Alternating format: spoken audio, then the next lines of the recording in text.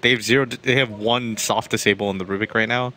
I think the Pugna is in response to just the sheer amount of spells that Newbee's lineup picks. 10 seconds remaining. The thing right now is that if the Storm just decides that he wants to split push and never engage, 5 seconds remaining. What can they do about that? If he just decides, I'm not going to fight, I'm just going to farm a Bloodstone, then a BKB, then an Orchid, then a Hex. Time. I mean, at this point in time, there are two ways to deal with the Storm Spirit pick, right? Like, you pick your last two heroes in order to directly deal with the Storm Spirit, and then you can maybe indirectly deal with the Storm Spirit by just, say, grabbing a push lineup from EHOME and just going, okay, we're just going to 5-man Death Ball you. And Storm Spirit in the first 25 to 30 minutes isn't really good versus 5-man team fights. Even if the enemy team doesn't have that many disables, right? It's still, like, just one telekinesis with 5 heroes there is still enough to kill you. You're completely right there. That's like those are the two counters. Either you overwhelmingly shut him down, or you... And the thing is that it's not like Lesh where Storm has to go to one lane. It's either the safe lane, which is like 5% of the time, or mid. But he soaks up so much farm that it's worth picking 2 heroes to counter him. Yeah. Like, if you're a Leshrac, you can just be like, okay, I'll play support. Or, you know, I just won't build typical. But with Storm, like, there's a very clear-cut build and path that you take. That's like the downside of the hero. Like, it can just win games for you, but at the same time, it's worth it for the enemy team to just have 3 disables. Like, it pisses you off, and you're just like, how is this worth it? But it completely is, because the amount of space you soak up. Yeah. You take the jungle, you take the lane, you're the primary killer. Like, there's just so many reasons for it. There's no draft that has ever said, okay, we just sack the Storm Spirit a little bit. You know, there's never a situation where, like, oh, they're running an aggro tri-lane against our safe lane, you know, Storm Spirit. It's fine. We'll just sack him a little bit. You know, he'll come back. It'll be up. Yeah. No, there's no way. So, Newbee, I like their response here to the Pugna pickup. They ban away the Dragonites, which would have been a pretty solid mid, but it's more fits with the push lineup. Clockwork now, when they already have the Darkseer. I think this is the dual lane Darkseer Clockwork combo. That is trippy. It puts a lot of pressure on a safe lane Bloodseeker, is what it does, because you're then able to run this Clockwork, who's already very aggressive and can trap the Bloodseeker inside of cogs, and then you've got double Ion Shell. Like, it's very powerful, I would say, against most melee heroes, and it's one of the few times, and I'm saying this very clearly because I have to deal with this in my pubs all the time, so PSA, one of the few times that Clockwork is acceptable in a dual lane situation. I can't tell you the number of times I pick up my Clockwork, and somebody's like, I'll dual lane with you. And I'm like, no, that's not that's not how this works. Juggernaut, it's a pickup from EHOME. We haven't seen too much Juggernaut. It does kind of fit in the line of the 5-man push. Juggernaut doesn't bring any pushing power directly, but his healing ward is nice for 5-man situations, which are obviously kind of pushing scenarios. Yeah, you discussed it. It had to be one or another. You know, you actually read that better than I did, because EHOME, it was either your mid hero and your, like, off lane or whatever had to be, you know, it had to counter the Storm, or you just go for the all-out, you know, we're just going to outfight you. And I think that's the direction that EHOME has decided to go, because they realize, like, the type of position that they're in. They're like, okay, we can't actually counter the Storm with the available heroes anymore. And I actually like that Newbee's done that, because that means if you aggro dual lane, you can't leave your safe laner alone, and at the same time, it means that the Storm is not going to be ganked. Like, it's all about giving Rabbit the best possible start. They might even short lane Rabbit with how these lanes have gone, and just put Storm Spirit plus Earthshaker in the bottom lane. That might actually be an okay idea, but I don't know if that's... Yeah, who's the better mid laner up against... Pugna? Well, actually, they're putting Juggernaut in the... CTY mid. Yeah, so CTY mid. Is it Storm Spirit who's better there? Easily. Yeah, because you just deal way more damage against melee heroes, right? Yeah, if the Queen of Pain goes for... I think it was yesterday we saw that lane matchup. Yeah, we did, actually. It's very momentum-based. Incredibly Storm favored. Yeah. It was Resolution playing the Storm mid. He got a solo kill on the Bloodseeker, and they killed him again. The matchup is... It's better for Storm, because if you look at his nukes, Remnant is probably the most cost-efficient spell in Dota. You do 140 damage for 70 mana. You do double your mana cost in damage, and the radius is big enough that you can catch people. Whereas if you take a look at the Queen of Pain, the Shadow Strike is 16 seconds. It's not very strong, and it only ticks 5 times. So a Bloodseeker can just hop in and out, kite, but with the Storm being able to constantly pressure with Static Remnant plus Overload, it's nearly impossible for... Yeah, I think that's a really good point. That the burst damage is more preferable against a Bloodseeker than damage over time, right? Yeah. Like, the damage is so heavily mitigated by the fact that, yeah, you Shatter Strike and you right-click him sometimes, but if he's Blood Rage and right-clicking creeps correctly, if he's actually getting the last hits, he doesn't care about the damage over time that he's feeling. Whereas Remnant puts you in that sort of like danger zone where it's like, if I miss this last hit, I could die. Was this the matchup actually, CTY versus Resolution? I think it was actually. I think it was. That might have been. Because I remember it was a really, it had to have been, because it was either Vici or, and I don't think it's a superhero. It might be. He might, I'm not sure. It's pretty irrelevant. All I know is that the matchup is strong for Storm. Like I played, because remember yesterday I was like, I've only played this matchup fight. That's right. So it's definitely Storm favored. All right, so we are going to have like Banana be this sort of jungling Darkseer, and then June is going to be the solo offlane up against DDC and Juggernaut. This is a perfectly acceptable lane for a Clockwork, right? Like he's able to deal with Dazzle. It's just a right-clicking harassment hero, and the Juggernaut can't really get to you because of cogs most of the time. Yeah, this is really interesting. ROTK's offlane Pugna. I'm almost certain this was in response to the general picks, and it was like a we'll just make this work kind of thing. But what are your thoughts on it? Would you ever do? I know you're the offlane player out of the two of us, so I've actually seen the Pugna run offlane really? once or twice in competitive play, but I do agree with you. It feels like the pick is oftentimes just like, okay, we need a Pugna and the like general drafting decision, but it now just like is kind of forced into a offlane position. I feel like this specifically, the matchup that he's dealing with, he should be dying, right? Like Moo, it's a long lane. You're able to really take advantage of the fact that you've got a blink. In fact, you're going to see them challenge RTK right now. They still have the Fissure ready to go. RTK is actually doing really well, though. I mean, his right-click damage is forcing back Moo handedly, and Jesus, I mean, the Rubik joins them, and he's not really a particularly damage-dealing support, but it's just enough pressure that they can man-fight against this dual lane. Queen of Pain also just has really bad base armor. True. And you don't want to trade like he is right now. Like ROTK got a ton of regen, and he's just blasting. Oh! Yes. Wow. Brutal. That was super close. Lanham still comes in, takes away half of that health potion, which is incredibly important, right? Because the lower that Queen of Pain stays, CTY feels way more comfortable in his matchup against Rabbit. He's already got plus 20 damage. I was actually just about to make that point, and then you took away my job. But CTY might actually just kill him here. Oh, Rabbit. He doesn't have enough bottle charges. He doesn't have mana for this. One more right click. He needs another one. CTY will finally get it. CTY will drop low, but he will survive with 38 HP to survive. Oh, the rocket with Blood Rage! If one of those melee creeps is just a little bit lower, he could have gotten the last hit before the rocket came in. Oh, that's hilarious. That is an excellent play from June, the level 1 rocket securing the kill. I'm not even sure the level 1 rocket actually would kill him unless he was Blood Rage like that. It would have done 50. Oh, man. It would have been close. That was really funny, though. But more importantly, it's just like you said, the fact that their dueling is pressuring like that, it's not even like Rabbit. Maybe he played it a little bit suboptimal, but it was more just the fact that the Queen of Pain was so low that he was dealing 100 damage a hit and was moving at like 450 boost speed. Like, you're not going to get out, especially with the nerfs to Storm's boost speed. Oh, Pugna actually picks up the kill on the Queen of Pain there. What the? Looks like just simple telekinesis, drop in the ward, and probably another blast. And that burst damage was enough to kill the Queen of Pain. This is working out really well for them. I just didn't imagine that the Rubik was going to be joining this Pugna, and it was going to make such a potent lane as it was, but I guess the Queen of Pain is really showing a lot of disfavor here in 2v2 scenarios. He's going to jump on ROTK now, but they don't have range for the Fissures, so no kill there. Banana's now going to join June here in the top lane. Remember, he's been kind of jungling away as a in this mid lane too. Rabbit's going to go down for sure here. One more right click should do it, and CTY.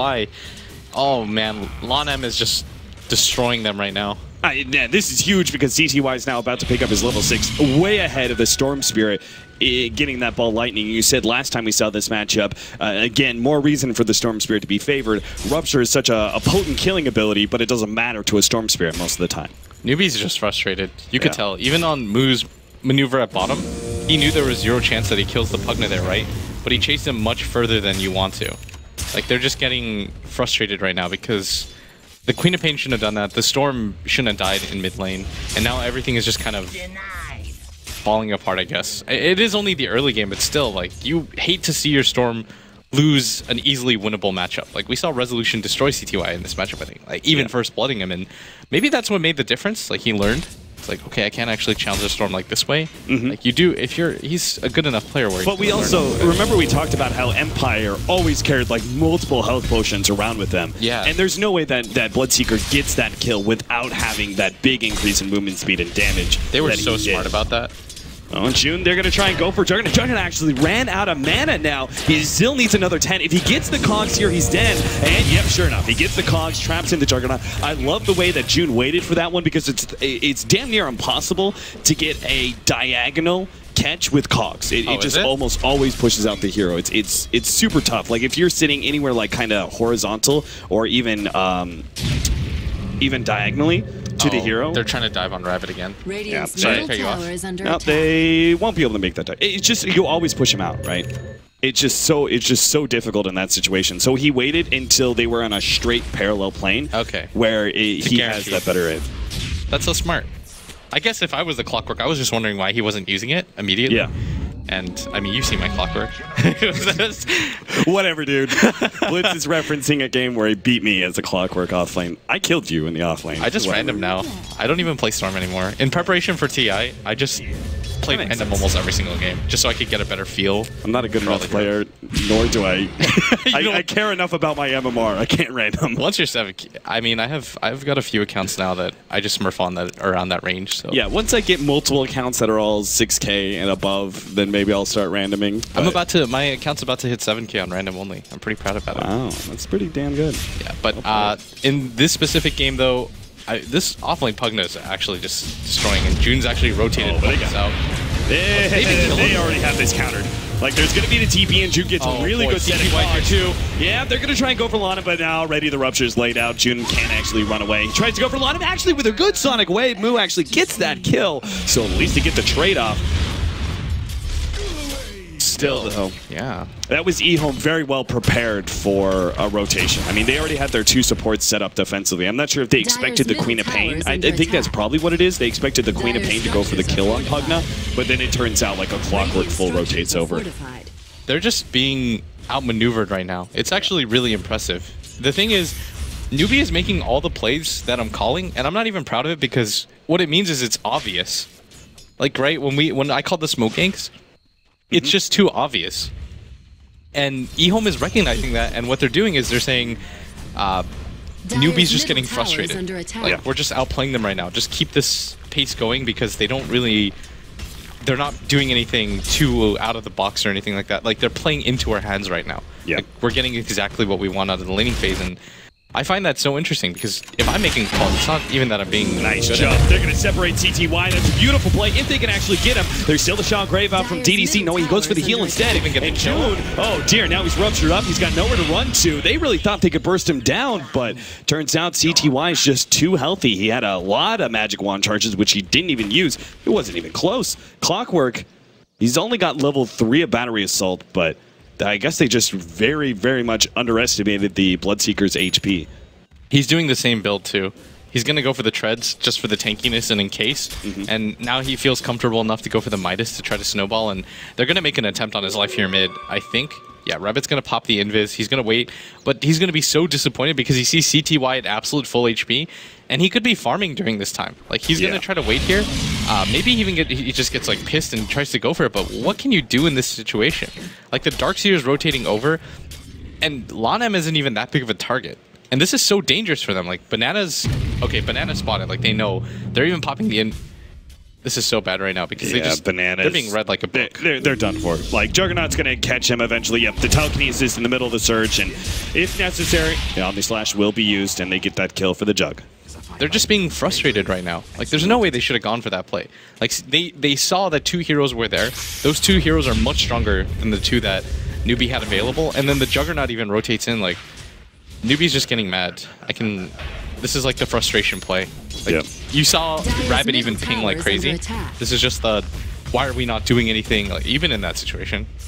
And a minus complete for CTY. He's going to spend his full time in the jungle and give up the middle lane to Lanem, who is already level 6. So they didn't even need necessarily to give this Rubik solo experience. He's just been participating in so many kills that he's actually kept his levels up just fine. Yeah, it's actually just really good play by CTY. Like, he almost always wins his lanes, and then he can rotate to the jungle. And it seems like he's a passive player, but it's actually not. It's just that he does such a good job in the laning phase that he can afford to be a little bit more greedy and get away with this type of play. R2K, oh, that's a dazzle. That's not the Rubik from earlier, so there's no way they get this kill. It's just Moo. He feels confident enough because he has a regeneration to throw some damage out. And then he'll heal himself back up eventually. Newbee are really gunning for kills here. They're going to lead with the hook shot onto the Juggernaut, who's going to spin his way out of this one. Rupture is going to be put on June. He's kind of stuck now. The wall placed to defend June. He needs to try and get this tower aggro off of him with the telekinesis pull back and the Rupture on top. Still not enough damage. He's actually being kept alive by the bottling play of Newbee. And they'll get this tier 1 tower now. CTY, though, has a lot of extra damage. They've already finished up the Queen of Pain and looking for more, perhaps. But with the Fissure block out, EHOME are going to be just sitting pretty with 1 kill in exchange for that tier 1 tower. Newbee just needed to force something there, and I think they're going to be happy with an exchange of any kind. Yeah, just any sort of golden fusion at this point matters a lot, because the way that things are going is that even though the score is only 3-7, it's not even that I'm biased towards either of these teams because I don't know any of their players, but it's more just that I'm a bigger fan of how EHOME is approaching this and how they're playing. Like, their methods like make a lot of sense to me, and the way that they're playing, it just feels like they're in a lot more harmony and in sync. And I was actually expecting this more out of Newbee, but I mean, EHOME is just kind of farming everywhere. They're just demons on the map right now. Yeah, you can see a very steady decline there in the net worth graph, as well as the experience, as the net worth goes further and further to the favor of EHOME. They've got this free farming Juggernaut, a free farming Bloodseeker. R2K has done quite well in his lane. Those sort of graphs just show that, generally speaking, the enemy team is just being outplayed or outfarmed in some way. At this point, Newbee may need to make something happen. The question is really, how do they do it? It's based a lot around June's clockwork. Of course, they aren't going to be having a Blink Dagger on Sansheng anytime soon, and Darkseer is more of a passive farming offlaner than most others. So June is entirely the playmaker here, paired up with the 2 intelligence cores. But are these 3 heroes going to be enough to make the difference? As 12 minutes in, it's 3-7 to the favor of EHOME. Yeah, you're seeing the weakness of Storm now, right? Is that if you get behind on Storm, what do you have to do? You can't really gank. It's just not safe enough because your farming potential is so high, but you can't really go around and gank at this point. But going around and farming kind of screws them over too, right? Because you just put no pressure on the map. And in a competitive game of Dota, like maybe in your standard pub, you could go around and do whatever you want, but EHOME's just going to take advantage of this and run at you nonstop. Like, they're going for the smoke right now because they recognize, like, there's actually no hero on Newbee that can do anything. Like, you're talking about the clockwork going around the map, but he went for it 3 times already and he's died twice for it, and he's got no farm now as a result of that. And he's got no levels at the same time, which is even more important. Like, I feel like as a clockwork player, you want to be at least like level 8 or 9 at this point, right? Yeah. Especially since you were against a duel lane. It's a good response from Newbee to go ahead and 5-man down that tier 1 tower at bottom lane. Their pushing power is nowhere near the power of EHOME, who's got a Mask Command as Blood Raged Bloodseeker, as well as that Pugna. And EHOME are actually trying to defend both here. Maybe this is a mistake. Lonum's going to be caught out. More TPs are coming in, though. We'll see how Newbee are able to respond. Move blink forward from Moo. We do have the Juggernaut ready to go with his Omni Slash, but hasn't really found a prime opportunity. CTY comes forward now with a Rupture. And a lot of Newbee are still quite healthy. They're going to turn around on Juggernaut. Miss Fissure there. Hookshot being laid down on ROTK. The squishy Pugna is in a match with the nukes of both Moo and June. Now the Omni Slash gets laid out. CTY, he's got a lot of movement speed, but he needs to pick up this first 1 kill in order to keep himself alive. They're stuck inside these trees. The nukes are coming out. CTY is still fast enough. No, not fast enough for the Fissure. Newbee just got a great team fight as EHOME was seemingly unwilling to give up a trade of tier 1 for tier 1, trying to defend, but their defense was very disjointed and clunky. They had heroes such as Lonum caught out way before anybody else was ready on EHOME. I just can't believe that EHOME decided to go for that defense. I think you're completely right there. They're just like, we shouldn't trade this tower. We're ahead in this game. You know, we can't give this up. This is what's going to allow them to come back.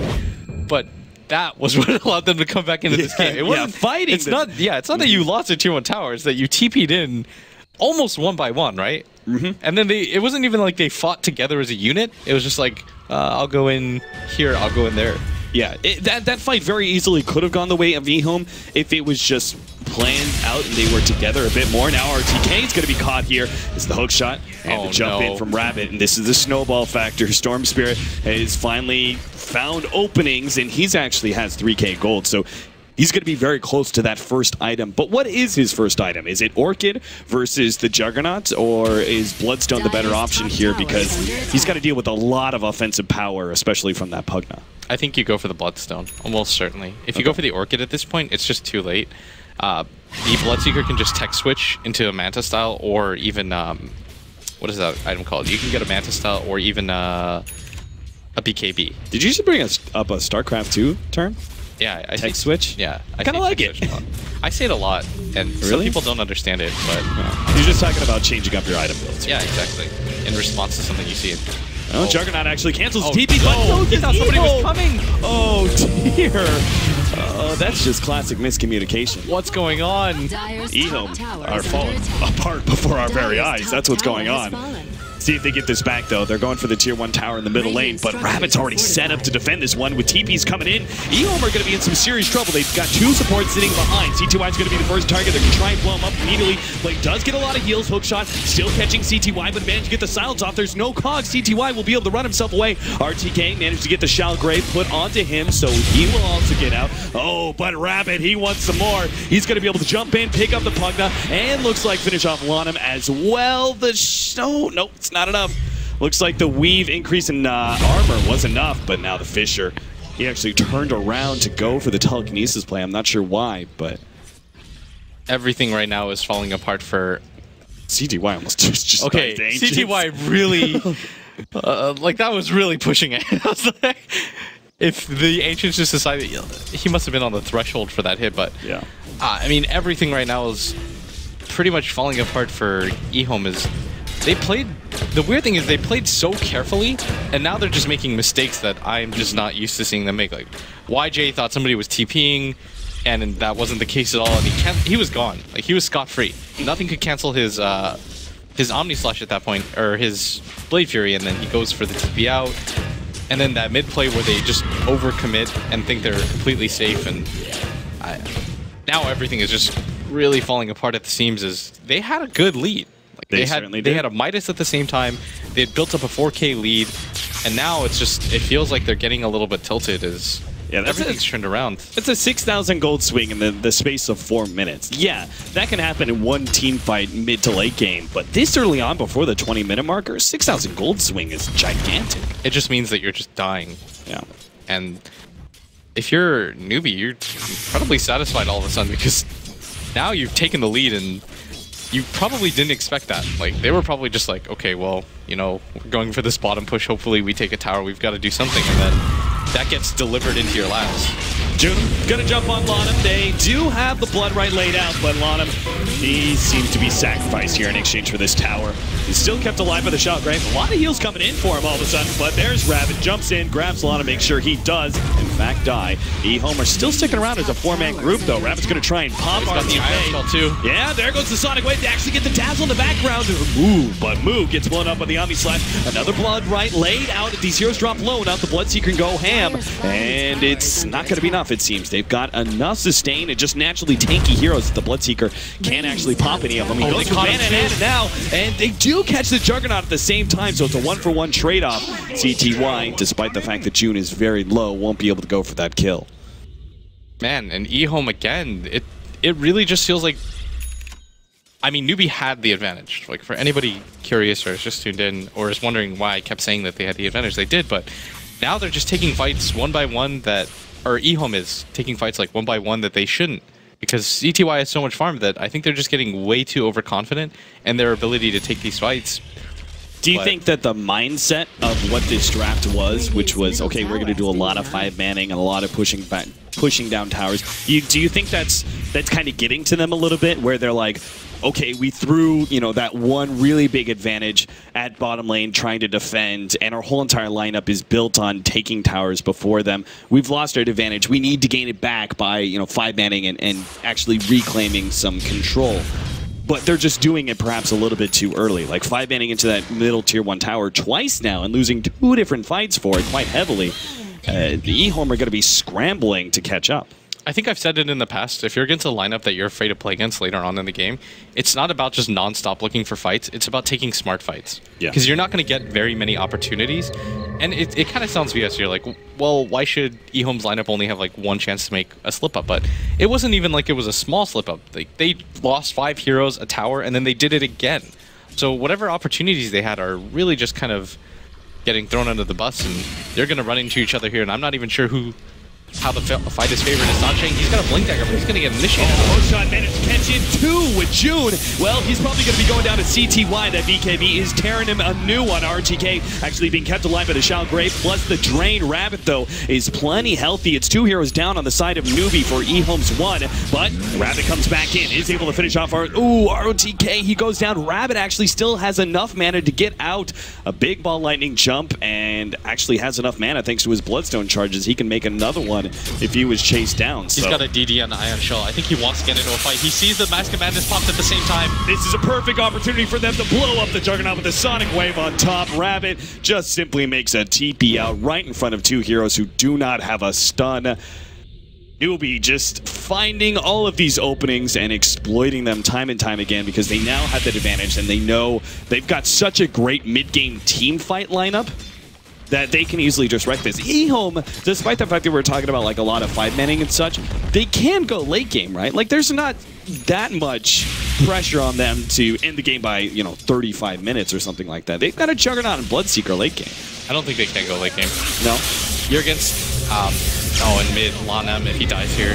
Yeah, he actually gets the telekinesis, so unfortunately, Rabbit still has enough mana to make a ball lightning jump, so not jumping. Oh, Echo Slam being able to lay out, knock out 2 immediately, and CTY now trapped inside the Kong. CTY will be able to get the kill, though, on June, try to TP away, but no such luck. He's still got the Rupture as well, so he can actually, nope, can't catch Sansheng. He blinks ahead, so CTY is still getting a good amount of farm. Like, he is the one hero who actually is staying ahead of Newbee. He's got 12,000 net worth. This game is entirely on his shoulders, I feel. Yeah. The way that, I guess that I'm thinking about it anyways, is if you look at whoever has the more mobile cores is the ones that can set up how they want to take the fight.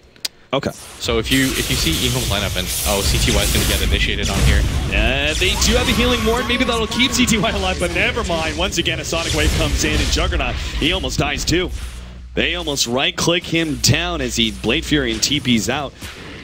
That would have been a huge loss if both of their cores had died, but just CTY by himself, I mean, he was so much. RTK now going to be jumped on as well. This just goes from bad to worse. I mean, it's 1 pick off into multiple now. As all these mobile heroes, as you were kind of saying about the late game, you're already seeing the power of that right here at 22 minutes. They're able to set up the fights they want. Because the thing is, we talked about this early game. If you're not going to pick a counter to Storm, then you have to win the fights. Like you said it best, right? Is that you either just overwhelm the Storm where you can't really do anything from that 20-minute mark up until that 20-minute mark, and so you want to take those fights and win them, and just build up a big enough advantage. But EHOME doesn't have a big enough advantage at this point where Rabbit is pressured at all. Like this is like the dream Storm game. There's one disable on the enemy team. Like how happy are you to see that? Like the Bloodseeker silence doesn't count because it's so exaggerated and obvious when it counts, and so he actually has nothing to worry about. Like in every fight, he's just like, I'll do whatever I want.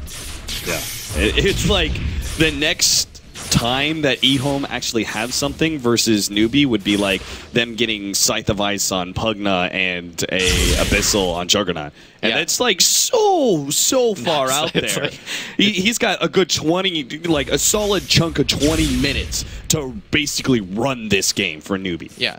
Do you remember, I really don't like referencing pub games in my cast, but do you remember when we played a game against Illidan? Yeah. And we were super far behind, and he was like a 6-slotted Bloodseeker at like 40 minutes. And I was like a Storm with like half that net worth and we still won, right? It's just because the hero naturally counters it. Like half the net worth of Bloodseeker, or half the net worth of Storm Spirit just destroys Bloodseeker because you always will get the jump on the Bloodseeker. And the Bloodseeker is such a hero. Oh, the full man jump on top is YJ. He spots him out with that ward up there. He just can't. He went from the river cap all the way over here. That's like a pub move that I make, you know? That's the mentality. He just doesn't care anymore. He's like, there's nothing that can kill me. Like, I actually don't even care. I mean, he didn't really have much vision of the enemy team. He just had vision of the Juggernaut. That's all he had. And he was like, nope, that's still enough. That's pretty much all I need. Look at that. They're running. He's by himself. Like, his entire team is showing. And typically when this happens, this is not when you want to gank. But they're running from him. Oh, boy. Rabbit. Just going ham. EHOME now going to try and set up a fight for this bottom lane. You know the Storm Spirit's going to be here, though. I mean, he gets so much mana regeneration. Moo actually made the blink and didn't actually... So there is a way, for those of you guys who don't know, you can blink, and if you immediately run afterwards, you can dodge the rupture damage because it's 1,300... The range is 1,300. So essentially, it's 1,300 over 0.25 seconds. So essentially, the Queen of Pain can move over 1,300 range if she does a max blink, and it is immediately moving afterwards. I think the same thing actually works if you move immediately before your blink, because it just kind of like you have to stop, move a little bit, and blink at the same time, sort of thing. But essentially, you can dodge the rupture damage. It's just a very technical maneuver you have to pull. This Jug is going for, in my opinion, I really like to justify players' builds, but once he saw that the Storm is going for the Orchid, I feel like he should just change his Yasha into a Manta instead. Because then you can't die, but in this situation you can. Oh my god! That is 3 heroes jumping instantly onto 1, and now with the vacuum wall follow-up plus the Sonic Wave. Newbee are just getting wombo combos and making it look easy. I mean, they literally just didn't lose any HP in that fight. It was a slaughter. EHOME lose 3 heroes, and now the tier 3 is under siege. I don't even think that they're not standing far back enough. Like, bottom is too close. Okay, EHOME have just lost it. They know it's over. It's so far over. So 28-14, Newbee do strike back in this game number 2 and make it an even series, 1-1. If you're for anybody that wants to know, the reason why I know that's not far enough is because I played enough pub games. Like, your only core that can deal with the Storm is dead. I would go, you're just like, you can't prevent it. What is the Jug gonna do? Omni Slash? You actually have to sit, if you're curious, on the other tier 3 tower side. It's insane. It's like Fountain or tier 3. Yeah, like, you just can't. Storm Spirit will dive you all over the base, because what does he care about towers? You could just ball lightning. Yeah, exactly. Rabbit just